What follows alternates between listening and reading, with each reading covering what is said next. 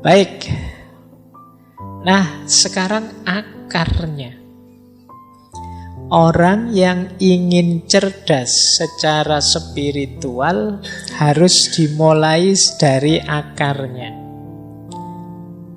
Jadi pelan-pelan kita bangun kecerdasan spiritual.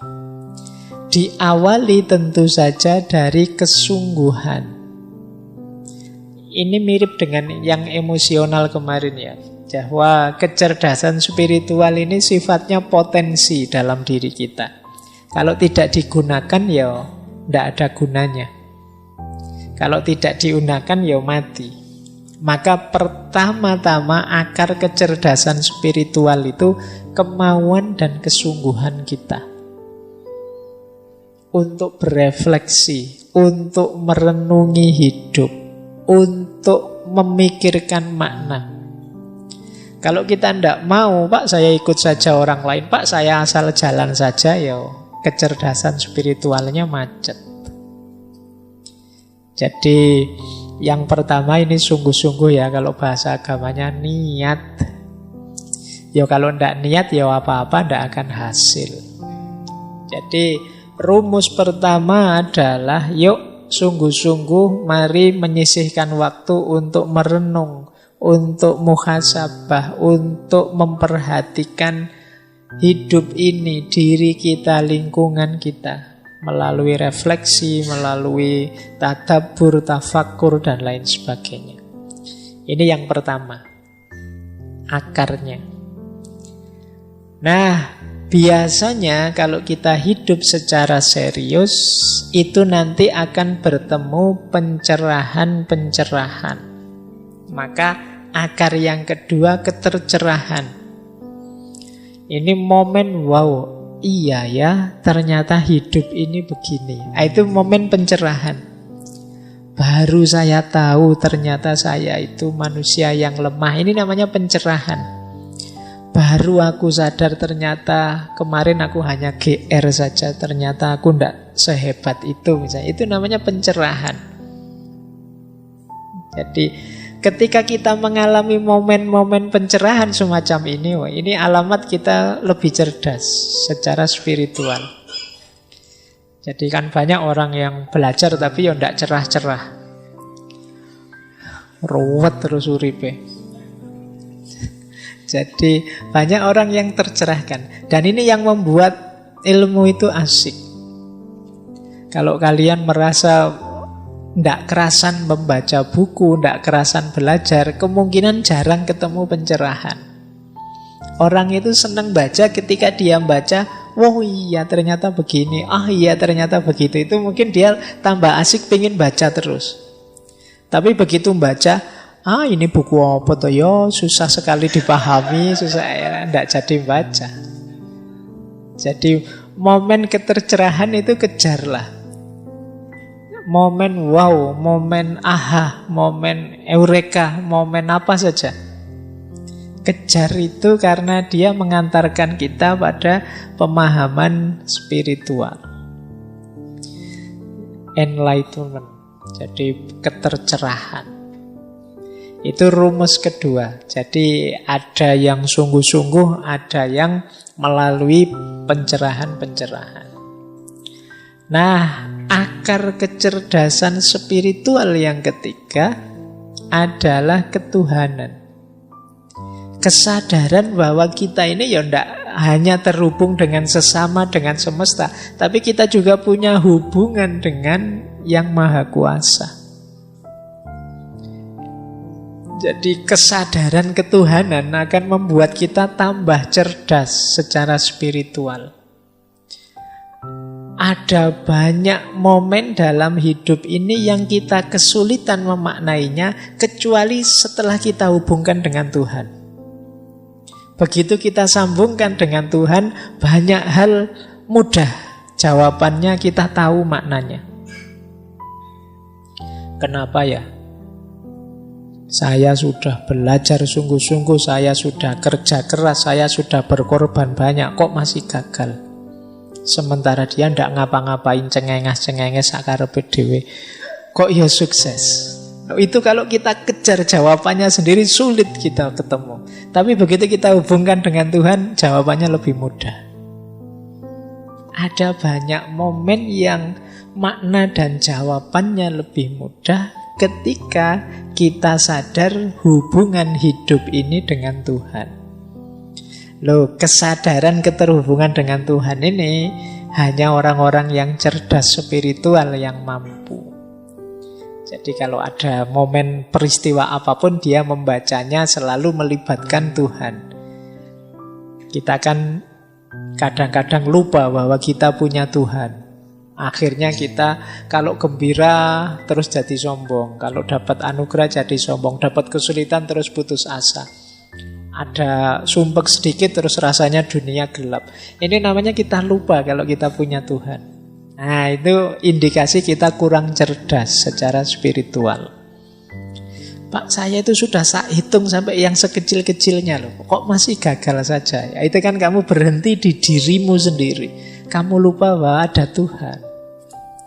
Maka akar ketiga dari kecerdasan spiritual itu ketuhanan. Yang keempat, kecerdasan spiritual itu juga mengakar pada pengalaman. Jadi pengalaman inilah nanti yang jadi dasar kecerdasan, kepekaan juga kita secara spiritual. Kalau bahasa psikologi ada habit of mind. Pikiran kita terkondisikan peka dengan aspek makna, aspek spiritual. Itu mungkin bisa diawali dari pengalaman kita sejak kecil. Mungkin yang ngalami dulu ngaji di kampung, ngalami sama bapak ibu dipaksa sholat jamaah dan lain sebagainya. Itu kan pengalaman-pengalaman spiritual waktu kecil. Yang ini akan jadi habit kita, jadi kebiasaan kita. Yang itu rasanya kita tidak enak kalau tidak begitu. Nah, itu buah dari pengalaman. Yang rajin sholat, ketika satu waktu terpaksa tidak sholat, itu kan rasanya ganjel. Sebaliknya juga begitu, yang tidak pernah sholat kok tiba-tiba sholat, itu kan momen mengesankan juga. Jadi, nah, yuk dari pengalaman terbangun habit of mind tadi. Jadi orang yang karakternya baik itu yuk biasanya karena memang dia dibiasakan dalam pengalamannya. Karakter-karakter yang baik. Sehingga terus karakter itu mengakar dalam dirinya. Nah, jadi akar selanjutnya pengalaman. Ya pengalaman itu ada yang, kalau dalam ranah spiritual ada yang khas dua selain pengalaman biasa yang dibiasakan tadi. Yang pertama adalah pengalaman luar biasa dalam bentuk pengetahuan. Dan yang kedua pengalaman luar biasa dalam bentuk trauma. Pengalaman luar biasa dalam bentuk pengetahuan itu kalau dalam agama kadang menyebutnya ya pengetahuan intuitif atau kadang disebut laduni. Yang kita tidak belajar tiba-tiba paham. Karena ada ketercerahan itu saat kita membaca tercerahkan. Ada yang tidak membaca tapi tercerahkan. Nah, ini pengalaman luar biasa juga. Ini bisa juga menumbuhkan kesadaran dan kecerdasan spiritual. Jadi yang sifatnya intuitif, wow-nya tidak melalui proses biasa. Ini juga jenis pengalaman. Ada juga pengalaman traumatik. Kalau pengalaman traumatik ini pengalaman luar biasa yang membuat trauma. Cuma traumanya efeknya positif, geser ke ranah spiritual. Misalnya setelah di DO baru sadar bahwa ternyata Tuhan itu maha kuasa. Nah, ini kan traumatik tapi terus membawa ke ranah spiritualitas. Begitu patah hati baru ingat, wah aku selama ini melupakan Tuhan, ternyata terlalu banyak ingat pacar saja kok lupa sama Tuhan misalnya. Terus jadi trauma yang membawa ke arah spiritualitas, melahirkan pengalaman-pengalaman baru spiritual. Nah, ini juga termasuk bagian dari kecerdasan spiritual. Nah, yang terakhir, kecerdasan spiritual itu juga muncul dalam interaksi kita dengan sesama, kepedulian kita dengan sesama. Orang merasakan nikmatnya bersedekah, merasakan asiknya berkorban, merasakan indahnya berbagi dan lain sebagainya. Itu juga bagian dari kecerdasan spiritual. Orang yang tidak cerdas secara spiritual mungkin egois, diajak berbagi tidak mau, tidak peduli dengan sesama, waktunya disuruh korban, ala wong sunnah saja tidak wajib dan lain sebagainya. Pokoknya alasannya oke. Nah, jadi ini akar-akar. Carilah akar-akar ini yang memungkinkan kita tambah cerdas secara spiritual. Kesungguhan, kemudian ketercerahan.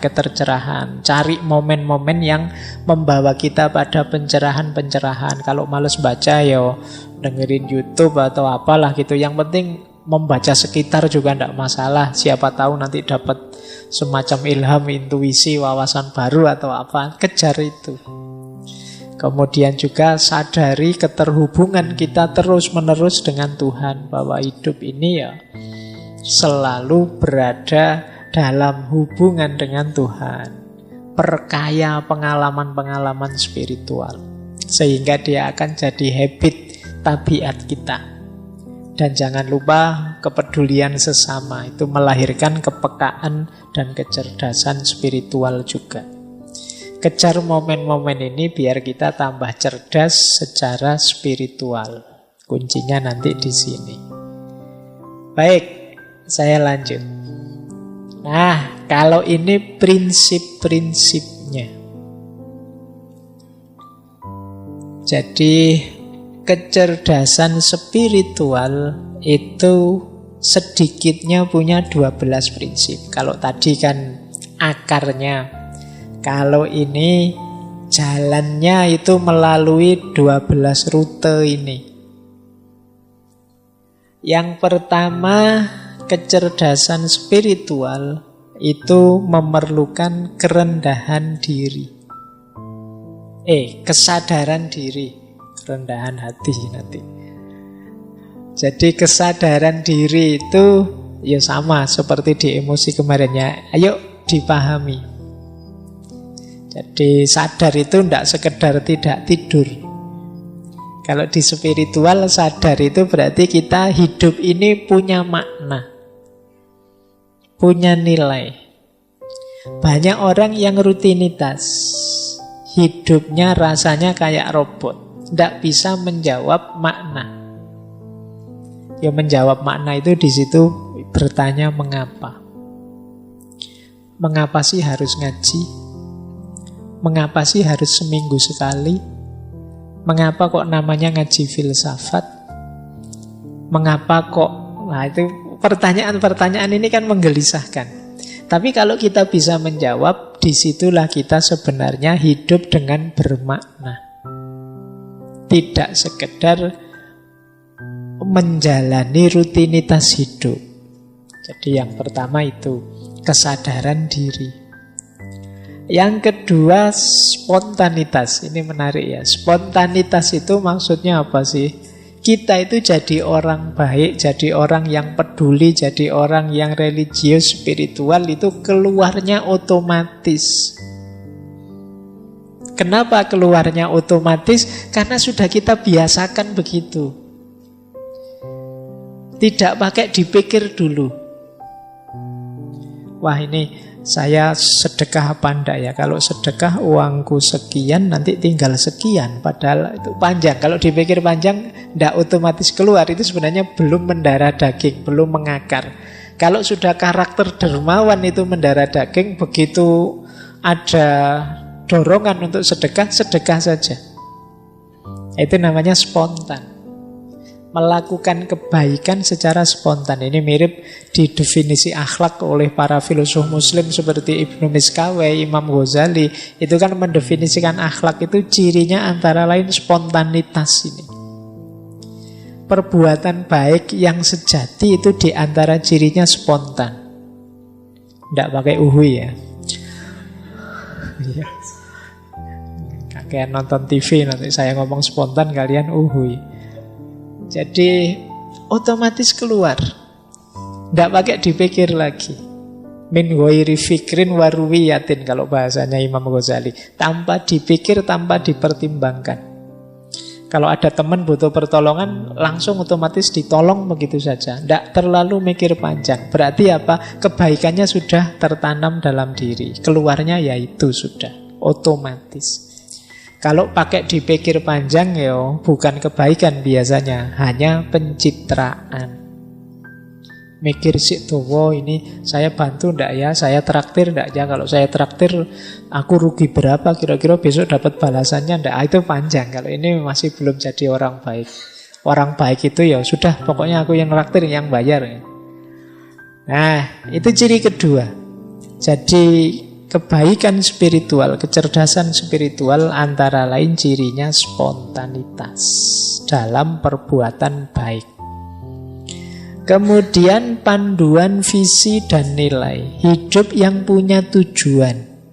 Ada nilai yang ingin ditegakkan. Ini nyambung dengan tadi ya, hidup yang tidak asal-asalan.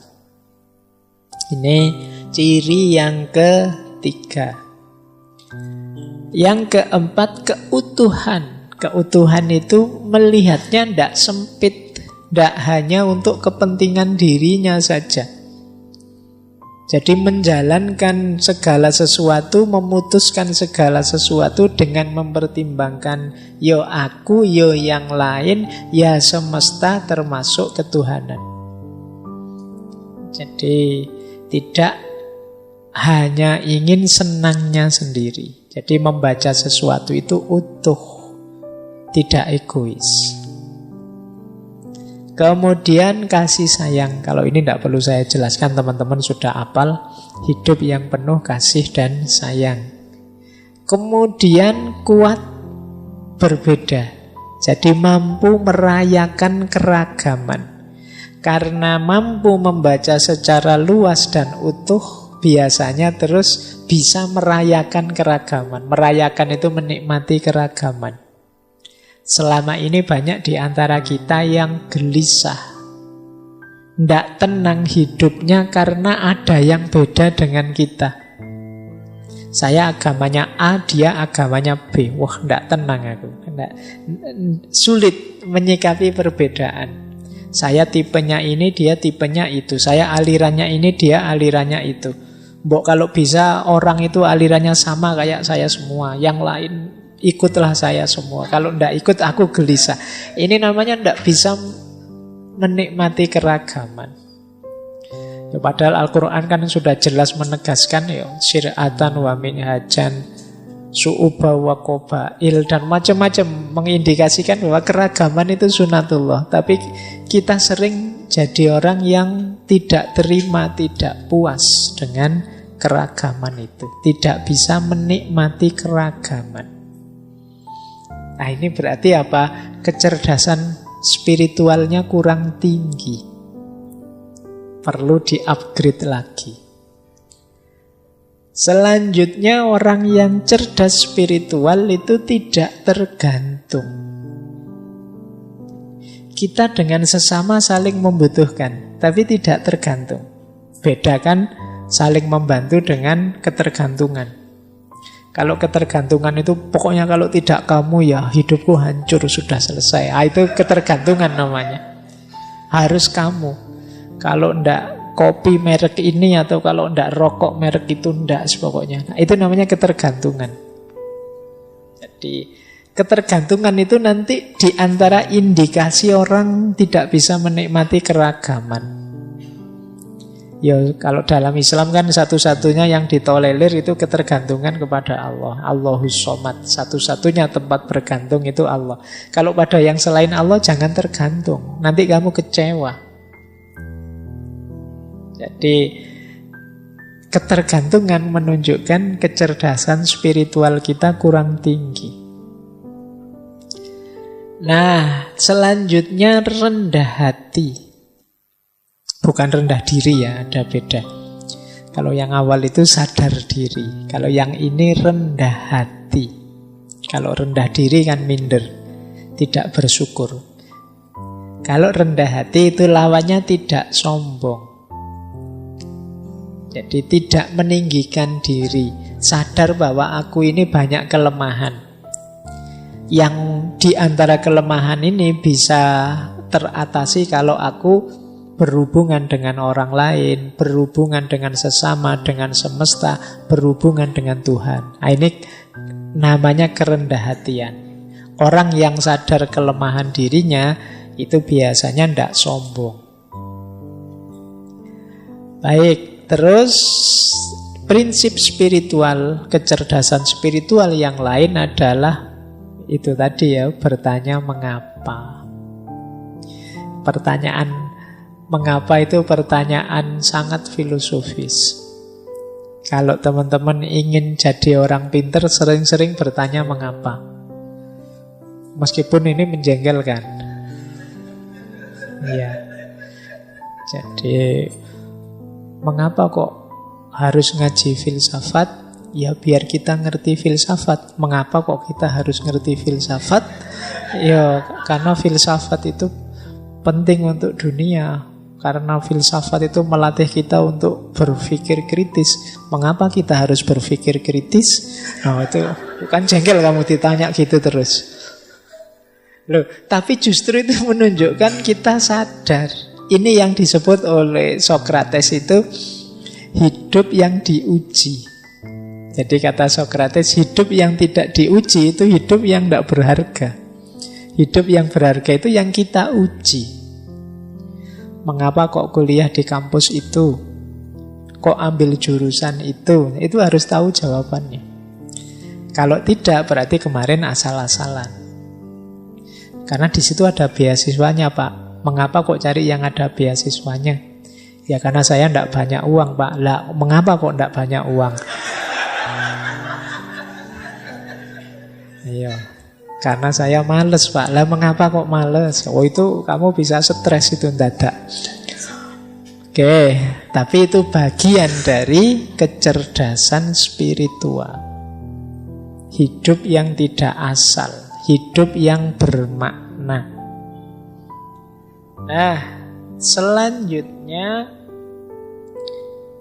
di antara ciri kecerdasan spiritual adalah kemampuan reframe. Kemampuan reframe itu memberi frame ulang, memberi makna baru. Kadang dalam hidup ini kita perlu memberi makna baru. Misalnya ada teman-teman, wah Pak akhirnya kuliah saya gagal Pak. Nah, Misalnya ini contoh. Loh ini kan frame-mu frame kegagalan. Mungkin bisa kamu kasih frame baru. Saya berarti perlu tantangan yang baru selain kuliah, Pak. Itu namanya reframe. Ini bukan kegagalan bagi saya, Pak, tapi kebebasan. Misalnya. Nah, ini namanya reframe. Jadi di antara ciri orang yang cerdas spiritual itu mampu memberi frame baru. Orang yang sulit memberi frame baru itu nanti mudah putus asa. Kalau pas hidupnya sulit, kalau pas hidupnya senang, mudah terlena.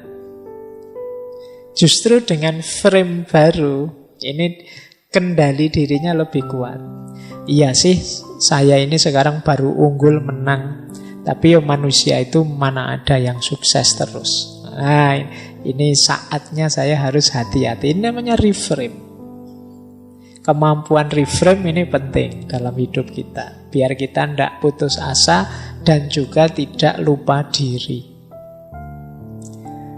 Kemudian sikap positif menghadapi masalah. Itu juga ciri-ciri orang cerdas spiritual. Tidak ada masalah yang harus diratapi sampai sedemikian rupa atau diputus asai sampai sedemikian rupa. Masalah itu jembatan kita untuk berkembang. Kalau tidak ada masalah, ya kapan kita bisa berkembang? Kalau kita di zona nyaman saja, kapan kita bisa jadi lebih baik? Nah, orang yang cerdas spiritual, dia bisa bersikap positif terhadap masalah. Yang terakhir, prinsip kecerdasan spiritual itu adalah dorongan untuk berkarya, berkontribusi. Jadi hidupnya tidak egois. Yang ada di pikirannya, apa yang bisa aku berikan pada teman-temanku, pada sesama, pada lingkunganku, sejauh yang aku mampu. Jadi orang yang cerdas spiritual itu kreatif. Dia terdorong untuk memberi terus-menerus. Dia berpikir apa yang bisa aku berikan, karya apa yang bisa memberi kontribusi pada sesamaku.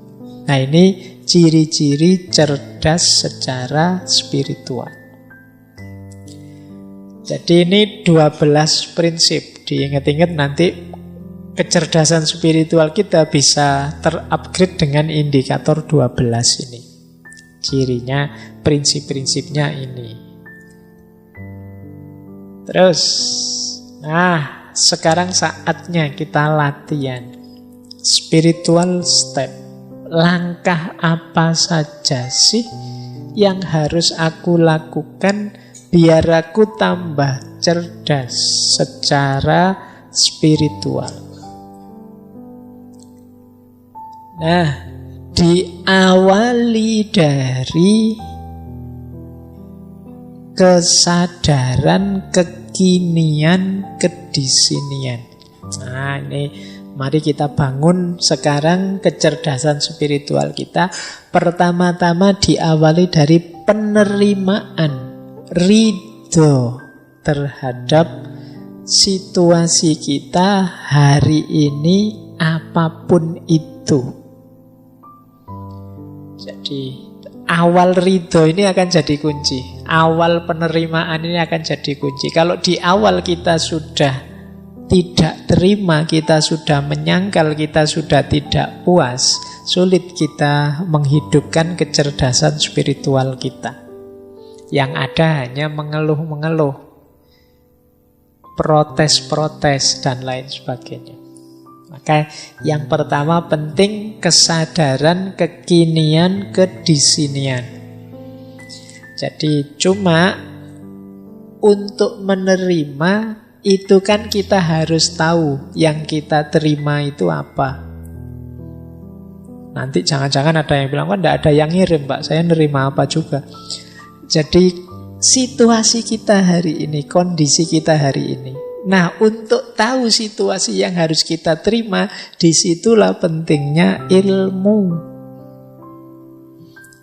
Jadi pengetahuan, baik tentang diri kita maupun tentang situasi lingkungan di sekeliling kita. Oh iya, saya sadar aku ini sampai detik ini masih orangnya pemarah. Saya terima dulu. Jadi banyak orang yang pemarah tapi tidak ngaku kalau dia pemarah.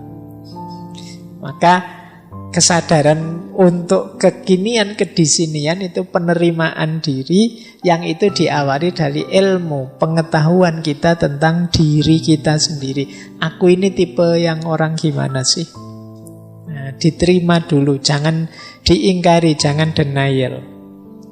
Kalau sudah, baru niat, azam yang kuat, niat. Saya masih pemarah, saya tahu, tapi aku akan berusaha untuk lebih baik. Nah, ini niat untuk jadi lebih baik. Setelah kita terima diri kita apa adanya. Jadi ridho, niat.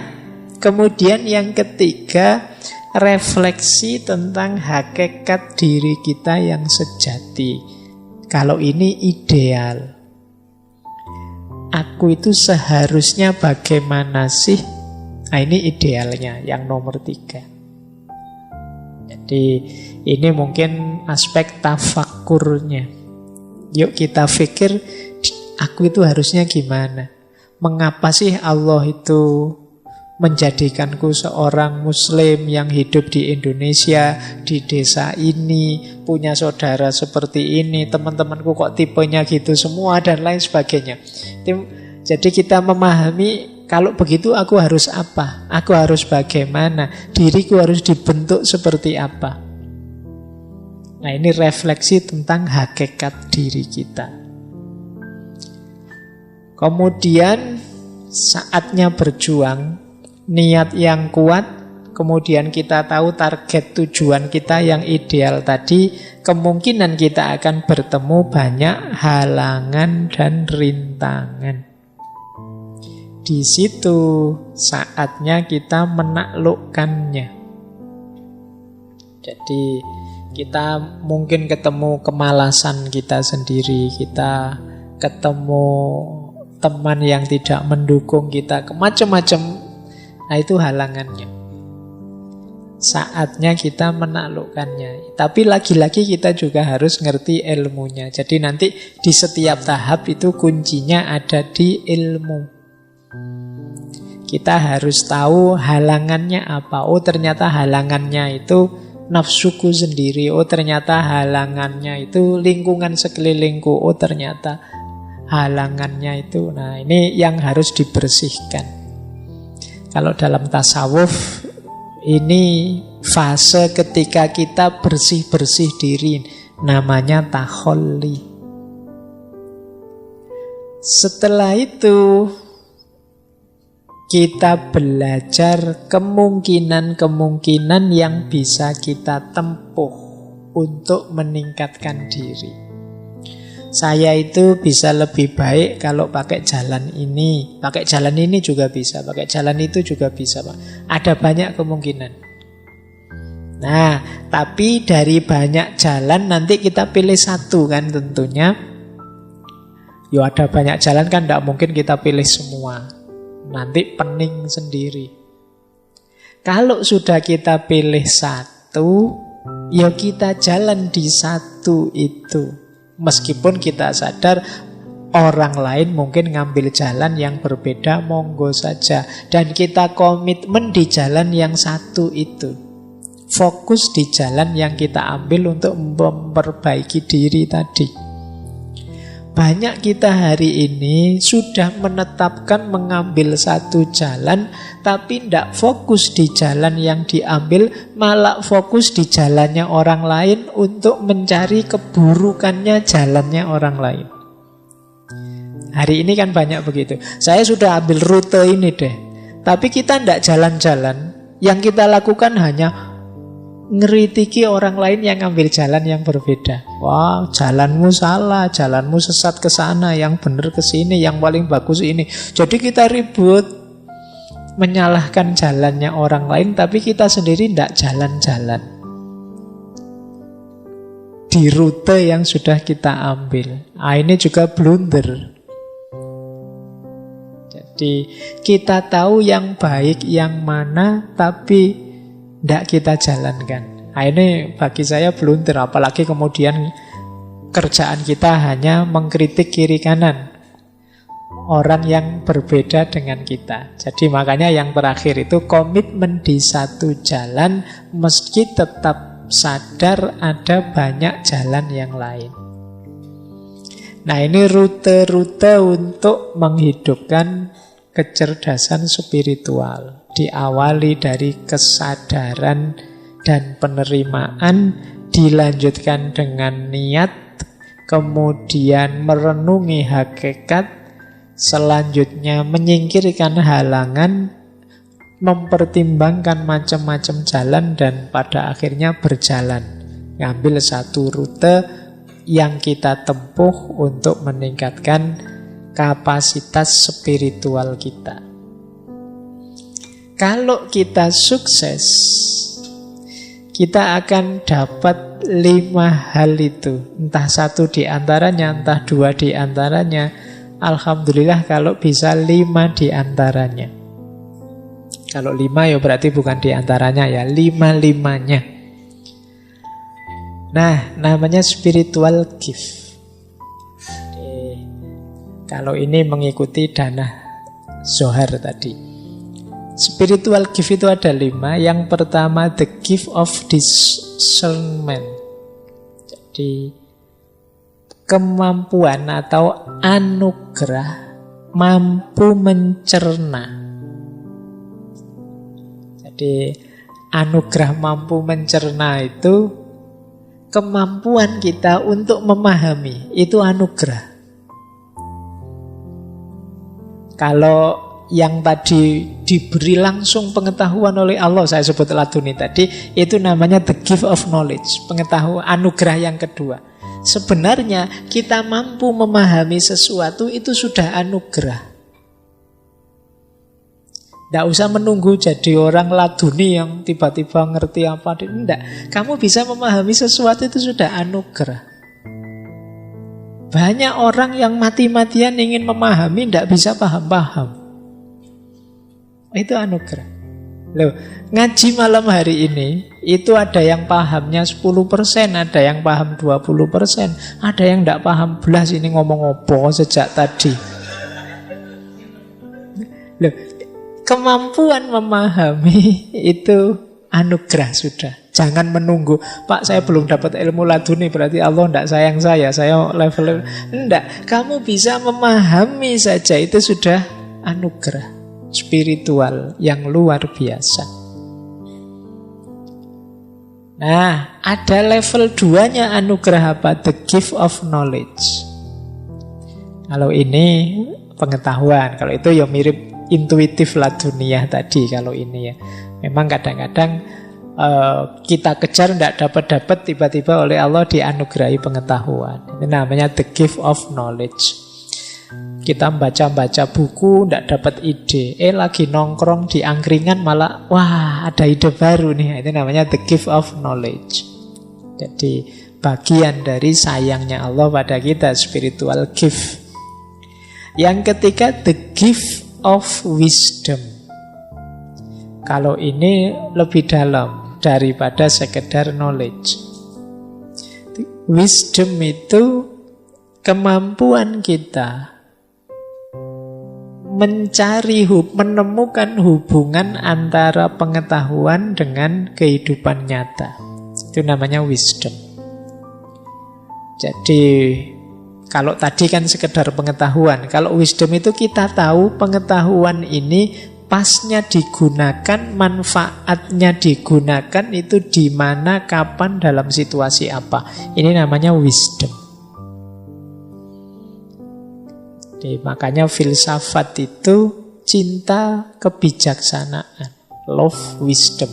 Berarti dia tidak sekedar berhenti di kebenaran, tapi dia juga membahas bagaimana kebenaran ini pasnya digunakan, kapan, dalam situasi apa, untuk apa.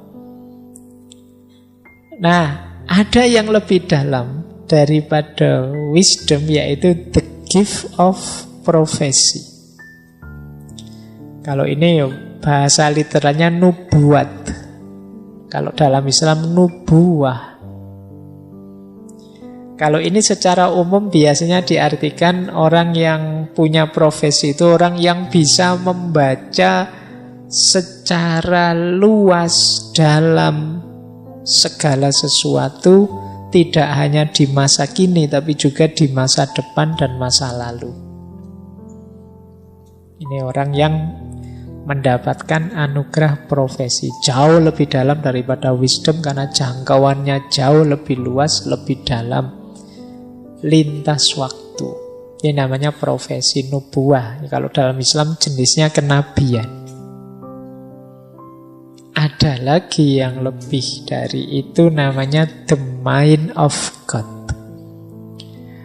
Kalau diterjemahkan letterlek itu seperti pikiran Tuhan. Ini orang hidup yang, kalau bahasanya tasawuf itu, kalau berjalan ya Tuhan jadi kakinya, kalau melakukan sesuatu Tuhan jadi tangannya, kalau melihat Tuhan jadi matanya. The mind of God. Orang yang keinginannya sudah selaras persis dengan keinginannya Tuhan.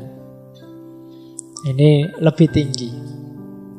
Ini spiritual gift, anugerah spiritual yang mungkin diperoleh orang yang cerdas secara spiritual.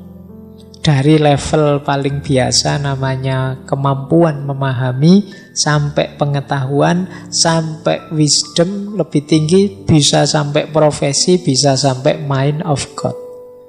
sufi-sufi tertentu itu kadang orang menyebutnya sampai di level mind of God. Baik, ya ini gambaran saja. Setelah tadi berusaha macam-macam, sekarang ada buahnya. Yuk, kita lanjutkan. Nah, kalau tadi buah dari sisi kapasitas spiritual, kalau ini buah dari sisi hidup konkret kita. Orang yang cerdas spiritual itu orang yang hidupnya pertama semangat dan seimbang. Jadi bukan orang yang loyo, males-malesan, rebahan tidak jelas, tapi semangat, penuh semangat. Dan seimbang. Seimbang itu ya tidak terlalu kayak tadi loh, tidak terlalu berat di spiritualnya saja, melupakan emosional, melupakan intelektual, tapi yo imbang, ya dunia yo akhirat, yo lahir yo batin. Ndak kok batinnya canggih luar biasa tapi lahiriahnya sakit-sakitan, ndak, seimbang. Jadi semangat dan seimbang. Kemudian orang yang cerdas spiritual itu biasanya mampu mengontrol diri dan mengontrol emosinya. Karena saya bilang tadi ya, spiritual intelijen atau kecerdasan spiritual itu mengatasi semuanya. Jadi tidak mungkin orang cerdas spiritual tidak cerdas secara intelektual, tidak cerdas secara emosional. Pasti sudah ada di level tertentu dalam hal intelektual maupun emosional. Jadi dia pasti mampu mengontrol diri dan emosi. Kemudian reflektif dan introspektif. Jadi mampu muhasabah. Orang yang hidupnya tidak asal-asalan, tapi hidup yang serba hati-hati, penuh refleksi. Nah, kemudian cerdas spiritual itu orang yang siap naik dan siap turun. Dalam tanda petik ya. Nanti jangan diartikan retterlek. Jadi siap naik itu orang yang sukses, ayo siap mentalnya. Gagal juga tidak masalah, siap juga. Ditakdir seneng, alhamdulillah. Ditakdir susah, ya innalillah, semuanya miliknya Allah. Nah ini orang yang cerdas secara spiritual. Bukan orang yang kalau seneng lupa diri, kalau susah putus asa. Berarti kurang cerdas secara spiritual. Kemudian cerdas spiritual adalah orang yang mau berjuang sekaligus mau berkorban. Jadi ya ndak nyari enaknya saja terus. Banyak orang yang ketika berjuang, ayo siap aku berjuang. Begitu ditagih pengorbanannya, nanti dulu kalau itu.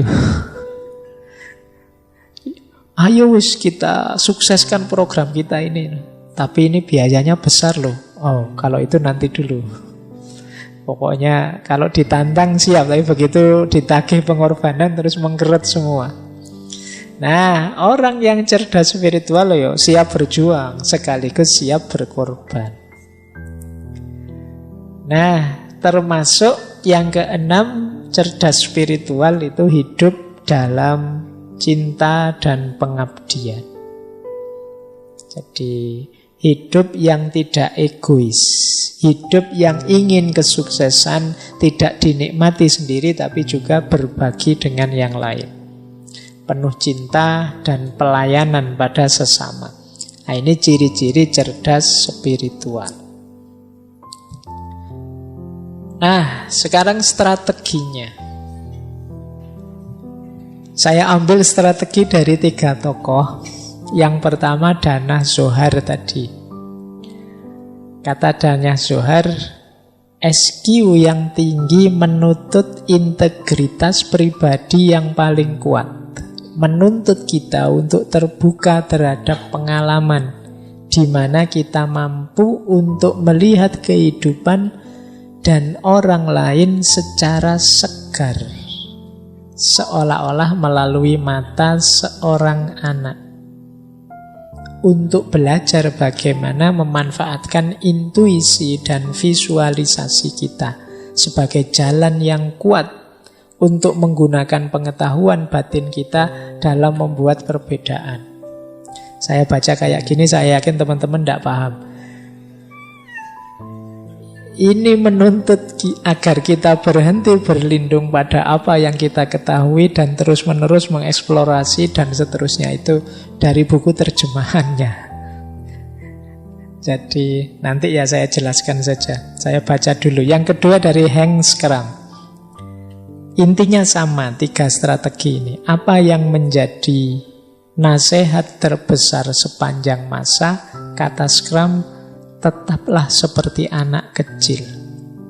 Sebenarnya nasihatnya Dana Zohar tadi juga mirip. Menyuruh kita yuk murni lagi seperti anak kecil. Anak kecil itu bagaimana? Terbuka. Terbukalah. Jadilah petualang. Ingin tahu. Bersemangatlah untuk belajar. Bersikaplah tulus. Paling tidak untuk dirimu sendiri. Jangan menghakimi. Akui keajaiban hidup dan pengalaman luar biasa yang dibawanya. Nah, Dana Zohar, Hank Schramm itu mengajarkan kita, yuk ayo meniru anak kecil saja. Tidak usah belajar ruwet-ruwet. Anak kecil itu lebih prospek secara spiritual. Yang pertama apa? Mereka terbuka.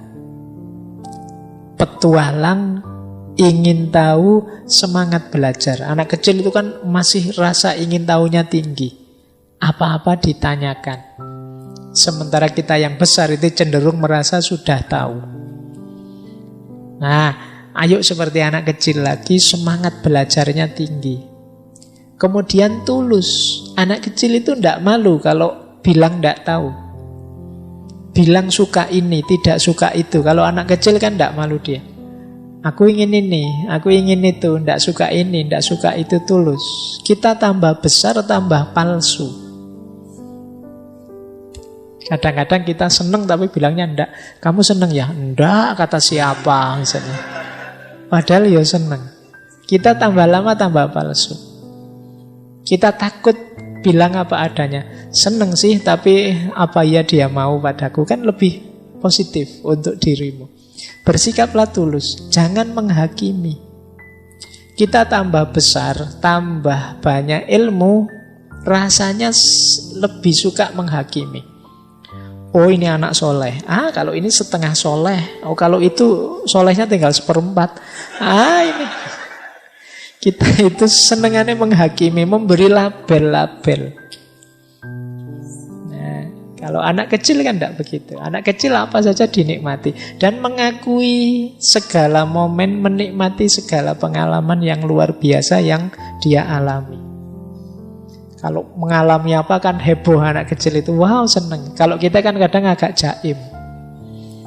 Padune seneng tapi gengsi nanti masuk dianggap nggak ngerti kan, malu kan. Tapi enggak, kalau anak kecil itu seneng-seneng aja. Enggak seneng ya enggak seneng saja. Nah, kita sekarang banyak terdistorsi, kehilangan ketulusan kita, kehilangan semangat belajar kita. Nah, terakhir ada dari Peter Sheffield. Ini juga strategi. Dia mengkritik kita. Kelangsungan hidup itu cirinya hewan, motivasinya ketakutan. Sekedar survive, kelangsungan hidup itu kan survive, itu tidak cocok untuk makhluk spiritual. Kalau makhluk spiritual seperti kita, itu keingintahuan, kasih sayang, dan kreativitas. Itu kuncinya. Motivasinya cinta. Nah, jadi kalau jawaban kita hidup yang penting jalan, yang penting hidup, yang penting sehat, nyaman kan gitu aja, itu tidak manusia. Kalau sekedar nyaman ya binatang juga nyari nyaman, nyari enak dan nyari hidup. Kalau manusia tidak di situ. Kalau sekedar itu ya level kita turun. Makhluk spiritual itu cirinya ingin tahu, kasih sayang dan kreativitas. Jadi melahirkan hal-hal yang baru. Nah, ini dari Peter Sheffield.